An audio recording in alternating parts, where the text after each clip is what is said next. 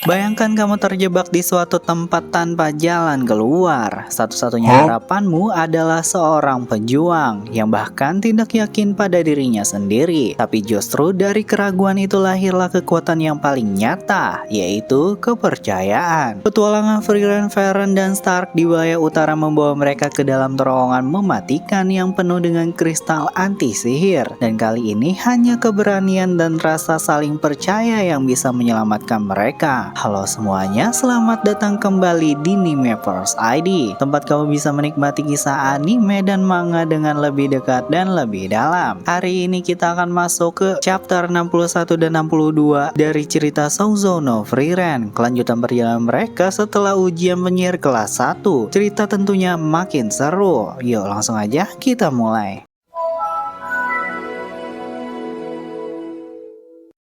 Souzo no Frieren chapter 61. 29 tahun setelah kematian Himmel sang pahlawan, Frieren bersama partinya, Farron sang penyihir muda dan Stark sang pejuang kuat melanjutkan perjalanan mereka menuju Ende. Kali ini mereka berada di wilayah utara, tepatnya di hutan tanah basah. Kisah dimulai dengan suasana pagi yang lembab dan tenang di dalam hutan. Stark sibuk menangkap ikan dan memberikannya pada Farron untuk dimasak. Sementara itu, Frieren tampak menyibukkan diri mencari sesuatu di balik semak-semak. Tak lama ia menemukan sebuah benda misterius, sebuah kristal. Namun saat Farron mencoba menyalakan sihir api untuk memasak, sihirnya tidak berfungsi. Ternyata kristal yang ditemukan Frieren adalah kristal anti sihir, benda langka yang mampu menetralkan kekuatan sihir di sekitarnya. Kristal itu berukuran sebesar telapak tangan Stark. Mereka pun mencoba menguji seberapa luas radius efeknya, dan ternyata ketika Stark mundur sekitar 3 meter, sihir api Farron kembali menyala. Frieren menjelaskan bahwa kristal ini sangat langka, bahkan sebutir kecil saja sudah bernilai beberapa koin emas. Dengan ukuran sebesar ini, mereka bisa membeli sebuah rumah besar nan eksotis. Namun, Farron menolak gagasan membawa kristal tersebut. Menurutnya terlalu bahaya jika dibawa dalam perjalanan, apalagi jika mereka diserang monster. Kristal itu bisa membuat mereka kehilangan kemampuan bertarung. Ia pun meminta agar kristal itu segera disingkirkan. Frieren lalu memperlihatkan kemampuan lain dari kristal tersebut.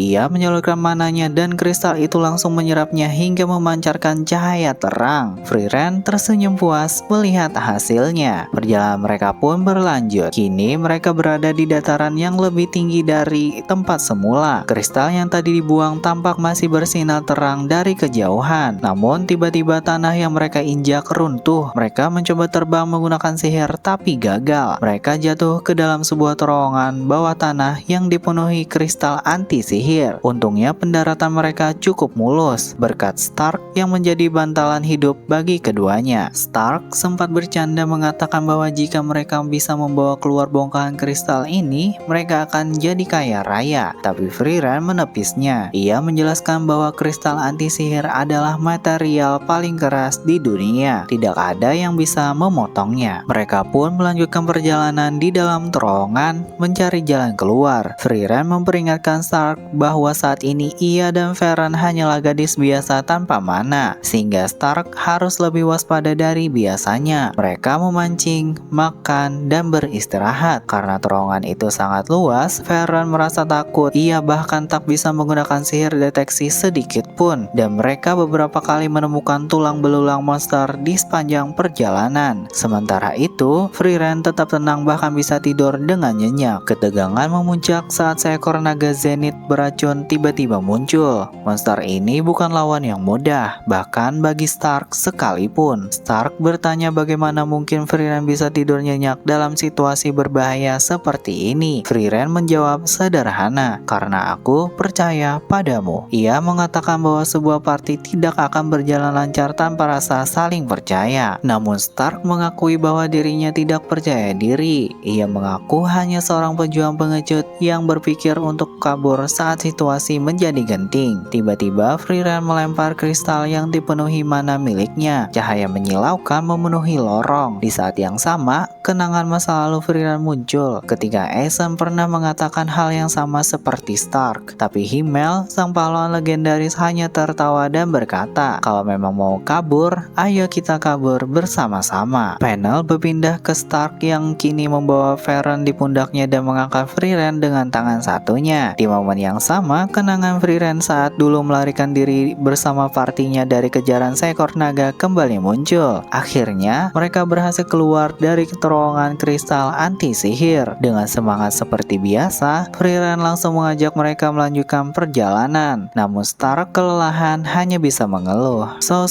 no Frieren, chapter 62. Alasan perjalanan. Sudah 29 tahun berlalu sejak kepergian Himmel sang pahlawan. Kini Frieren dan rekan-rekannya melanjutkan perjalanan mereka ke wilayah utara, tepatnya di hutan Great Sun. Panel dibuka dengan Stark yang baru saja kembali setelah mengumpulkan bahan makanan. Namun saat ia tiba, api di kompor sudah padam dan baik Frieren maupun Frieren tidak terlihat. Mengira dirinya kembali terlalu cepat, Stark memutuskan untuk pergi mencari ikan, berharap mendapat hasil yang besar. Sementara itu, ternyata Frieren dan Frieren sedang membersihkan diri di tepi sungai. Airnya sangat dingin hingga Frieren mengeluh. Namun Frieren menyemangatinya dengan mengatakan bahwa mereka akan sampai ke pemandian air panas di perjalanan berikutnya. Di sela kegiatan itu, Frieren membersihkan perhiasan hadiah ulang tahunnya, pemberian dari Frieren dan Stark, dan tersenyum bahagia. Ia mengungkapkan betapa berharganya hadiah itu, terlebih setelah banyak kehilangan selama peperangan. Frieren menjawab hangat, "Kau tersenyum, berarti usahaku memilih hadiah itu sepadan." Tak lama kemudian, Stark tanpa sengaja menemukan mereka dan langsung dimarahi Frieren yang memanggilnya hentai. Dengan duduk bersila ala orang Jepang, Stark meminta maaf dengan tulus, mengaku tak tahu mereka sedang mandi. Frieren sendiri tak benar-benar marah, malah sibuk merapikan rambut Frieren. Mereka pun kembali melanjutkan perjalanan.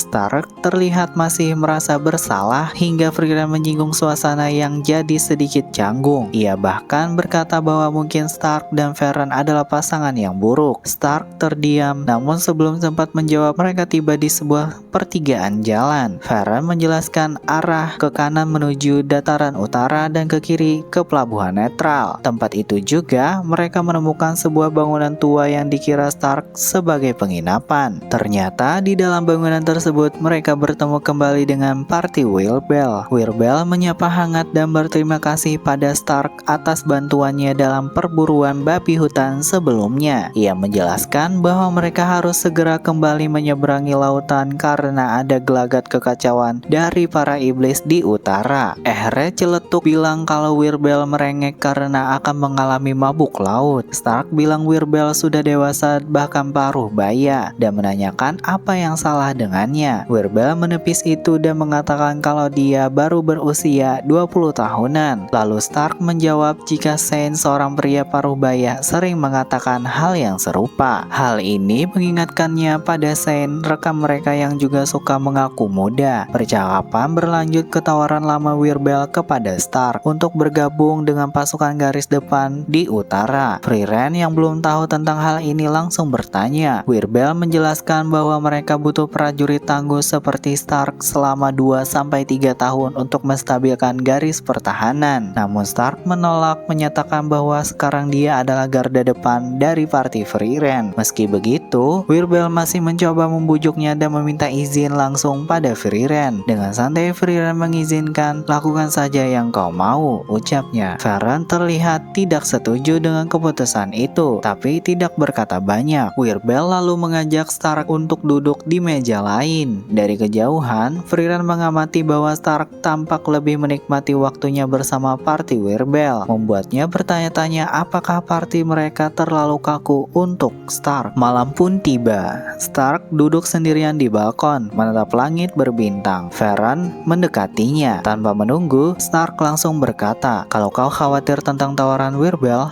aku sudah menolaknya." Frieren langsung bertanya alasan dibalik keputusan itu. Stark pun menceritakan masa lalunya saat dia berada dalam keputusasaan melarikan diri dari desa biasa dan merasa seperti orang terburuk. Menurut Stark, alasannya bergabung dengan party Frieren bukan karena semata karena dipaksa, tapi karena satu momen sederhana saat Veron berkata padanya bahwa dia tidak percaya Stark akan lari saat menghadapi naga api dulu. Kata-kata itu mengubah hidupnya. Stark lalu menambahkan, mulai sekarang tolong bersikap lebih lembut padaku. Veron dengan nada menggoda menjawab, kalau begitu datanglah padaku. Aku akan membelai kepalamu sebanyak-banyaknya. Stark yang polos justru tampak takut mendengar itu. Keesokan harinya, party Wilbell pamit untuk melanjutkan perjalanan. Mereka berpisah sambil saling mengucapkan harapan untuk bertemu lagi. Dan seperti biasa, Frieren, Veron, dan Stark kembali berjalan melanjutkan perjalanan panjang mereka menuju Ende. Nah, itu dia rangkuman alur cerita Sozone of Frieren chapter 61 dan 62. Kalau kamu suka video ini, jangan lupa like, komen pendapatmu, dan subscribe biar nggak ketinggalan part selanjutnya. Oke, sampai jumpa.